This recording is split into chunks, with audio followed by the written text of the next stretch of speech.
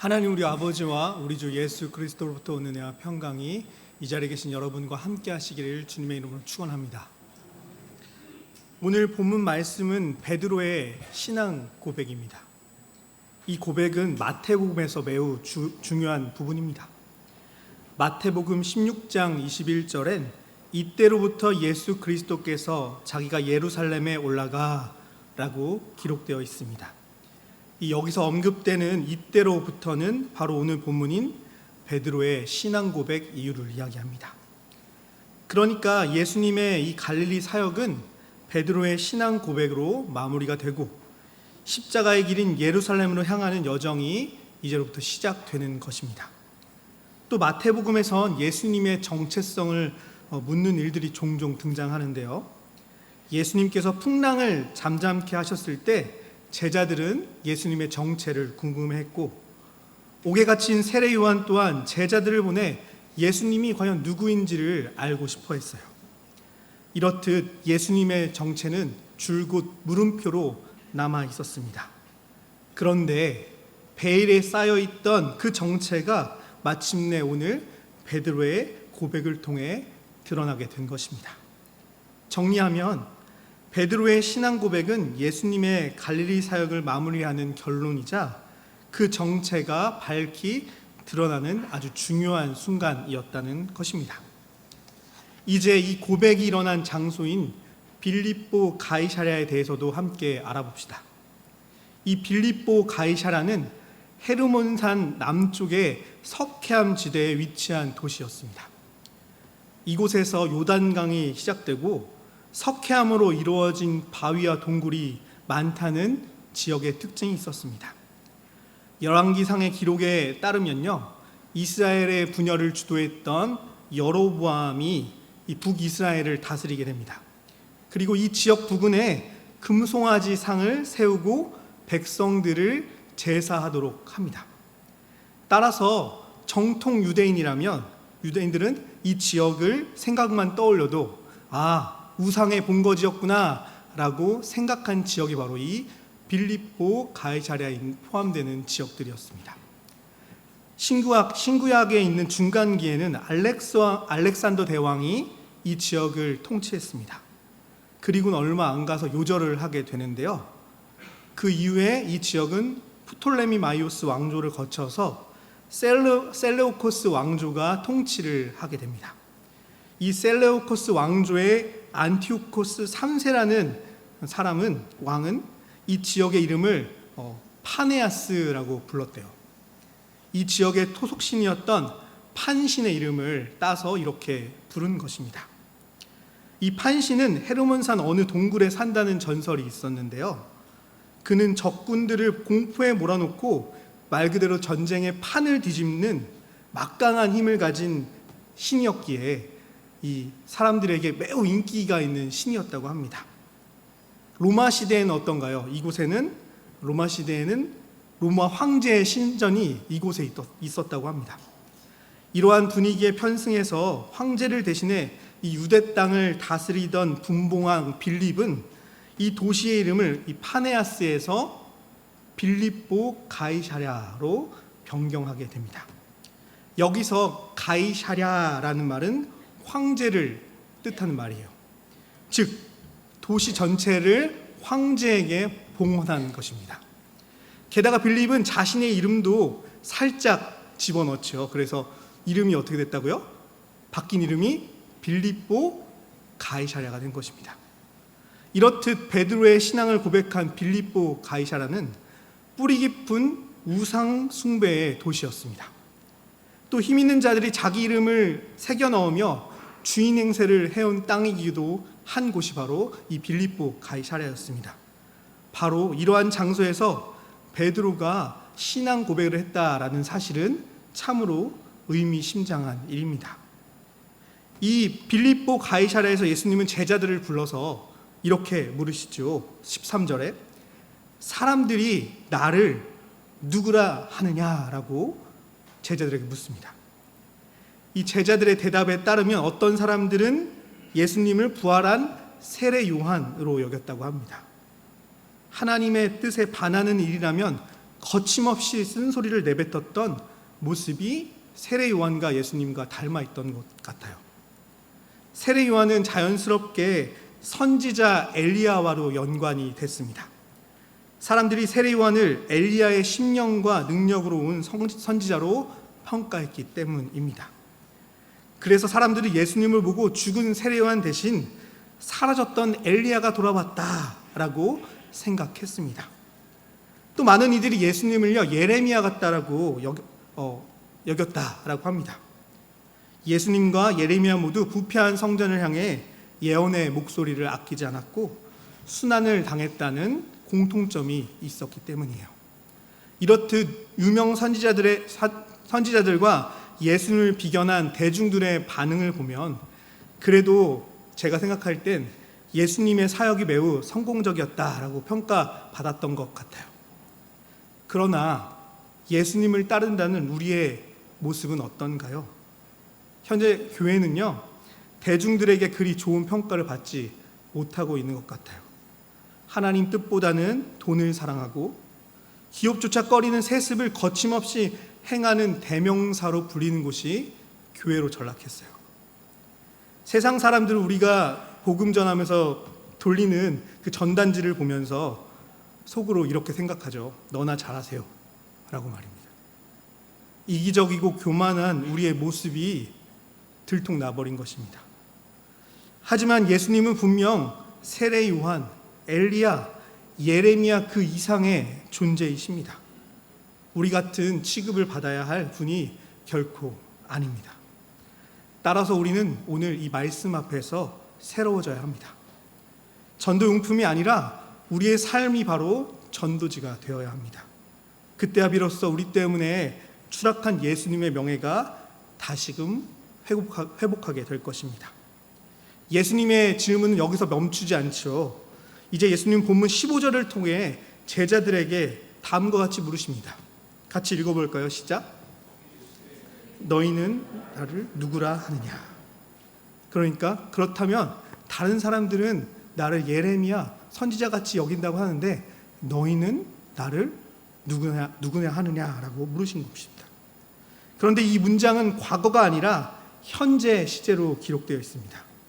이 현재 시대는 예수님의 이 질문이 과거에 완료된 것이 아니라 지금을 사는 우리에게도 계속 던져지는 질문으로 만듭니다. 예수님은 본문에 등장하는 제자들에게만이 아니라 오늘 우리에게도 이 질문을 동일하게 하고 계신 것입니다. 너희는 나를 누구라 하느냐라고 말입니다. 그런데 여기서 중요한 게 있죠. 중요한 건 남들의 고백이 아니라라는 것입니다. 신학의 대가인 루터, 깔뱅, 바르트가 아무리 예수님에 대해 대단한 말을 했을지라도 그 고백이 나의 고백이 아니라면 소용이 없습니다. 물론 그들이 고백한 예수를 통해 우리는 예수님에 대해 더 잘 알 수는 있어요. 하지만 그렇다고 해서 그들의 지식과 고백이 내 고백이 되는 것은 아닙니다. 우리가 매주 성찬을 나눌 때 집례자가 떡과 잔을 나누며 이렇게 얘기하죠. 이것은 당신을 위한 몸과 피입니다 라고 말입니다. 떡과 잔이 당신을 위한 것이라는 이 선언은 성찬이 나를 위해 주어진 것이라는 사실을 깨닫게 합니다. 따라서 성찬은 3인칭이 아니라 2인칭으로 주어져야 하는 것입니다.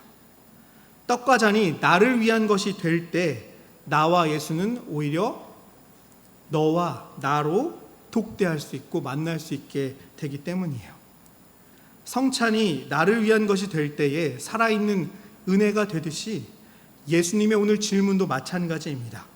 예수님은 다른 사람들의 고백이 아니라 나의 고백을 듣고 싶어 하시고 나와 깊은 관계를 갖고 싶기에 이러한 질문을 오늘 우리에게, 나에게 던지시는 것입니다. 주님은 오늘도 우리에게 다시 물으십니다. 너는 나를 누구라 하느냐라고 말입니다. 예배가 다 끝난 후 잠시 우리는 이 질문 앞에 서서 예수가 나에게 어떤 분인지를 곰곰이 생각해 보았으면 좋겠습니다. 하지만 머리로 하는 지식이 아니라 온전히 주인을 바꾸지 못한 내 삶을 마주하며 이 질문에 답하기란 여간 어려운 일이 아니죠. 예수님의 첫 제자들조차 이 질문 앞에서 선뜻 입을 열지 못했어요. 그리고 침묵을 유지합니다. 하지만 모두가 이 침묵을 유지하고 있을 때에 이 침묵을 깬 사람이 한 명 있었죠. 망망대해에서도 용감하게 첫 발을 먼저 내딛었던 베드로는 수제자답게 이번에도 이 침묵을 부셔버립니다. 그는 예수님께 아주 유명한 구절인 다음과 같은 고백을 하죠. 16절 16절 같이 읽어보겠습니다. 시작. 주는 그리스도시요 살아계신 하나님의 아들이십니다. 네, 우리 다 외우고 있죠. 이 고백을 바로 이제 베드로가 하는 것입니다. 즉 예수님을 자신의 주인으로 인정한 것입니다. 여기서 그리스도라는 단어는 헬라어인데 히브리어로 바꾸면 메시아라는 말이 됩니다. 메시아는 우리가 알듯이 기름 부음 받은 자를 뜻하는 말이 바로 메시아예요. 이 단어에는 여러 가지 용례가 있는데 특별히 왕에게 쓰일 때가 많아요. 그래서 왕은 머리에 기름 붓는 의식을 통해서 사람들에게 인정받을 수 있었기에 기름 부은 자는 또 왕을 뜻하기도 했습니다. 베드로는 이러한 고백을 하면서 예수님이 우리 유대인들의 왕으로 등극하시어 자신들을 로마에서 구해줄 것이라는 희망을 품고 있었을 것 같아요. 그러나 이러한 이해는 오해였죠. 다음 주 교회력이 이 말씀을 증명하는데요. 다음 주 교회력 말씀에 그 말씀이 나옵니다. 예수님이 십자가에 달려 돌아가실 것을 예고하자 베드로는 이를 받아들이지 못하고 예수님을 가로막습니다. 자신이 그리던 메시아와는 정반대로 힘없는 메시아를 선언하시고 나 죽으러 갈게 라고 얘기하셨기 때문에 베드로가 거부하는 것이에요. 결국 베드로는 예수님으로부터 오늘은 칭찬을 들었지만 다음 주에는 비난을 받습니다. 책망을 듣습니다. 사탄아 내 뒤로 물러가라 라는 말을 듣습니다. 생각해보면 분명 베드로가 그리던 메시아상은 아주 잘못된 것이었어요. 그러나 그의 고백 자체는 그의 잘못된 생각보다 더 깊은 진리를 담고 있었습니다. 그것은 오늘 말씀에 나오듯이 하나님 아버지가 그에게 알려주신 진리였기 때문이에요. 다만 예수님이 생각한 그리스도와 베드로가 기대한 메시아가 조금 달랐던 것뿐입니다. 예수님은 베드로의 기대와는 반대로 십자가의 일을 통해 자신이 메시아임을 희생의 길을 통해서 드러내십니다.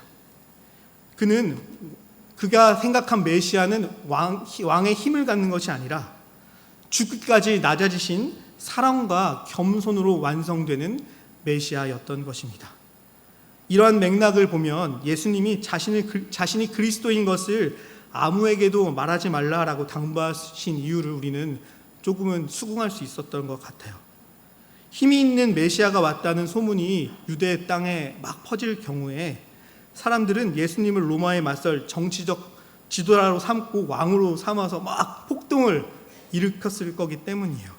그래서 예수님은 그런 오해를 피하고자 함구를 명하신 듯합니다. 그럼에도 불구하고 베드로의 고백은 여전히 칭찬받아 마땅합니다. 그의 고백은 예수를 선지자로 여긴 대중들보다 훨씬 더 앞선 것이며 예수님을 단순한 선지자가 아니라 하나님의 뜻을 이룰 결정적인 인물로 보았기 때문입니다. 베드로의 고백은 여기서 멈추지 않습니다. 그는 예수님을 살아계신 하나님의 아들로 고백합니다. 하나님의 아들이라는 표현은 사무엘하 7장 14절과 시편 2장 7절에 등장합니다. 여기서 하나님의 아들이라고 쓰인 단어는 하나님의 대리자인 왕이 하나님과 특별한 관계에 있음을 가리키는 말이에요. 의미예요. 즉 베드로는 하나님과 예수님이 특별한 관계임을 하나님의 아들이십니다라는 고백을 통해서 이야기한 것입니다. 또한 이 살아계신이라는 꾸민말은요 베드로의 신앙 경험을 포함하고 있어요. 이 베드로는 장모님의 열병이 치유되는 것을 곁에서 보았고 산에 올라 팔복의 말씀을 직접 들었으며 오병이어의 기적을 몸소 체험한 경험이 있었습니다.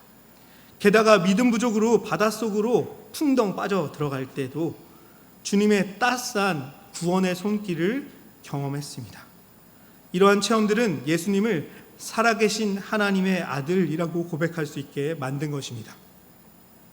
바로 이 고백 위에 예수님은 또 놀라운 것을 세우겠다고 본문 18절을 통해 선언하십니다. 다 같이 본문 18절을 찾아 한 목소리로 읽어볼까요? 시작. 또 내가 내게 이르노니 너는 베드로라. 내가 이 반석 위에 내 교회를 세우리니 음부의 권세가 이기지 못하리라.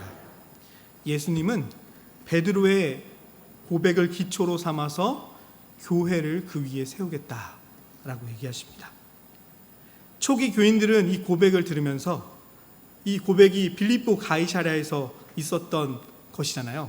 그러니까 아까 빌립보 가이사랴는 석회암이 많았고 바위가 많았던 지역이라고 얘기했습니다. 그래서 이것을 떠올리면서 튼튼한 석회암 바위를 떠올리면서 교회가 결코 흔들리지 않을 것이라는 믿음을 가졌을 것 같아요. 하지만 반석 위에 세워졌다는 교회는 요즘 반석이 아니라 우리의 교회는 오히려 세상의 걸림돌로 세워진 교회, 걸림돌이 된 교회가 되어버렸습니다.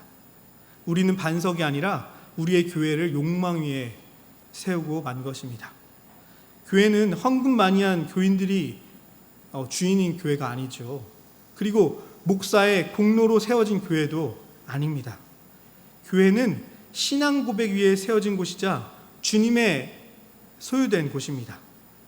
따라서 우리는 오늘 베드로의 이 고백처럼 주는 그리스도시요 살아계신 하나님의 아들이라는 이 고백 위에 다시 세울 때에만 든든한 교회가 되는 것입니다. 이 고백 위에 교회를 세울 때에 음부의 권세는 오늘 말씀처럼 발 디딜 틈이 없을 것입니다. 돈, 권력, 인기도 결코 교회를 흔들지 못할 것입니다. 주님의 교회는 흔들리지 않는 반석 같은 베드로의 고백 위에 세운 곳이기 때문입니다. 이제 마지막으로 베드로에게 주어진 열쇠의 직무에 대해 함께 살펴보려고 하는데요. 여기서 베드로에게 주어진 열쇠의 직무는 자신이 주인인 것처럼 마음대로 사용하는 권력이 아닙니다. 본문 19절에 이러한 사실이 드러납니다. 이 구절은 미래 완료형 시제로 쓰여 있는데 미래 완료란 이미 결정된 미래를 바탕으로 현재를 읽어 나갈 때 쓰이는 시제예요. 어렵죠? 그러니까 쉽게 말하면 이를 대입해서 이 본문을 다시 해석해 보면 열쇠의 권위는 이미 하늘에서 결정된 것입니다. 그런데 그 뜻을 이제 우리가 받아들어서 청지기적으로 그 열쇠의 직무를 이제 해 나가야 된다는 것이 이 본문의 해석을 시제를 통해서 할 수 있다는 거예요. 마태복음 23장 13절에 보면 다음과 같은 기록이 있는데 제가 한번 읽어볼게요. 화 있을진저 외식하는 서기관들과 바리새인들이여 너희는 천국문을 사람들 앞에서 닫고 너희도 들어가지 않고 들어가려 하는 자도 들어가지 못하게 하는도다 라는 말씀이 있습니다. 이 말씀에 따르면 열쇠의 직무는 본래 서기관과 바리새인들의 직무라고 볼 수 있을 것 같아요. 그런데 이 사람들은 자신들도 천국에 들어가지 않고 다른 사람들까지 천국에 들어가는 것을 막았다고 성경은 전합니다. 그래서 예수님이 화 있을진저라는 말을 하시는 거죠.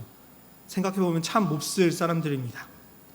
따라서 주님은 이 열쇠의 직무를 다른 사람에게 맡기십니다. 바로 베드로에게 말입니다. 베드로에게 맡겨진 이 직무는 바른 가르침으로 하나님 나라의 문을 여는 일입니다. 반대로는 해서는 안 되는 일에서 문을 닫고 금지하는 것 또한 이 열쇠의 직무 중에 하나입니다.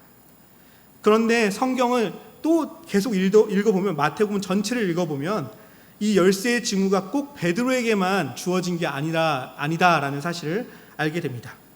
마태복음 18장 18절엔 또 제가 읽어볼 텐데 이런 말씀이 써 있어요. 진실로 너에게 이르노니 무엇이든지 너희가 땅에서 매면 하늘에서도 매일 것이요 무엇이든지 땅에서 풀면 하늘에서도 풀리리라 라는 말씀이 기록되어 있어요. 이 말씀 어디서 듣고 읽은 것 같지 않나요? 오늘 본문인 16장 19절과 거의 같은 말씀이에요. 그런데 왜 똑같은 말씀을 이렇게 마태가 전하고 있을까요? 차이가 있기 때문이에요. 그 차이는 말씀을 듣는 청중이 달라집니다. 오늘 본문 말씀은 누구에게 전해진 것이냐면 본문은 듣는 사람은 베드로인데 마태복음 18장 18절에는 이 열쇠의 직무가 제자들 모두에게 풀린 거예요. 그러니까 청중이 베드로에게에서 제자들 모두에게로 바뀌고 이 직무가 그러니까 제자들 모두에게로 전해진 것입니다. 또 이러한 사실은 열쇠의 직무가 베드로만이 아니라 제자들에게 뿐만 아니라 예수님을 따르는 우리 모두에게 주어졌음을 알게 합니다. 이 열쇠의 직무는 종종 그리고 죄의 용서의 직무로도 이해되는데요. 이러한 해석을 덧붙여 우리가 다시 해석해보면 이 열쇠의 직무는 특정인이 아니라 모든 제자는 서로가 서로에게 죄를 용서할 수 있다라는 말씀으로 또 해석할 수 있겠습니다. 루터교회 예배에서 집례자는 회중의 죄가 사하여졌음을 성부와 성자와 성령의 이름으로 예배 초반에 선언합니다. 그러나 우리가 착각하는 게 이 권한이 말을 목사가 하니까, 집례자가 하니까 목사에게 주어진 고유한 권한이다라고 생각을 하는데요. 그것은 잘못된 것입니다. 목사는 단지 한 명의 제자로서 그 권위를, 열쇠의 직무를 사용했을 뿐이에요. 따라서 죄의 문제로 양심의 고통을 받고 있는 분이 이 자리에 계시다면 교회 내에 신뢰할 만한 분을 찾아가 죄 고백을 하고 그분에게 용서를 받으시면 됩니다. 이러한 측면에서 열쇠의 직무를 받은 우리는 하나님의 사랑과 용서의 말씀을 전함으로 사람들을 죄에서 자유롭게 해줘야 될 직무를 이어받았습니다. 후에 사도행전에 보면 베드로가 한 일들이 바로 이 열쇠의 직무들이었는데요. 그는 3천여 명에게 천국의 문을 열어주었고 이방인 고넬료에게도 그 문을 개방해 주었습니다. 심지어 예루살렘 공회에서는 예수를 믿는 믿음만 있으면 차별 없이 천국의 문을 열어야 한다라고 강변했어요. 주님은 베드로와 제자들에게 주어진 이 열쇠의 직무가 우리를 통해 다시금 바르게 사용되기를 바라십니다. 열쇠 사용법은 아주 간단합니다. 해서는 안 되는 일에는 단호히 거절을 하고 하나님의 사랑과 용서를 갈망하는 자들에게는 차별 없이 하나님 나라를 활짝 개방하면 됩니다. 그러나 말처럼 이 일은 결코 쉬운 일이 아닙니다. 우리는 여전히 우상이 판치는 빌립보 가이사라 같은 세상에서 살고 있고 예수님의 명예는요 우리로 인해 땅으로 추락했기 때문이에요. 하지만 주님은 그럼에도 불구하고 부족한 우리들에게 열쇠의 직무를 맡겨주셨습니다. 그리고는 세상과 교회 그리고 예수님의 명예가 너희들을 통해 우리를 통해 다시금 회복되기를 간절히 원하십니다. 이는 우리에게 본래 그러한 능력이 있어서가 아니라 주님이 그 능력을 우리에게 맡기셨기 때문에 가능한 일입니다. 이제 말씀을 정리합니다. 주는 그리스도시요 살아계신 하나님의 아들이라는 이 고백이 베드로의 고백이 아니라 남의 고백이 아니라 우리의 고백이 되길 바랍니다. 이 고백 위에 세운 교회가 반석처럼 다시 든든히 서게 되길 소망합니다. 그래서 많은 이들이 교회를 통해서 하나님 나라의 문을 통과하는 역사가 일어나길 주님의 이름으로 축원합니다. 모든 지각 위에 뛰어난 하나님의 평강이 그리스도 예수 안에서 너희의 마음과 생각을 지키시리라. 아멘. 다 같이 오늘 말씀을 붙들고 기도하는 시간을 갖겠습니다.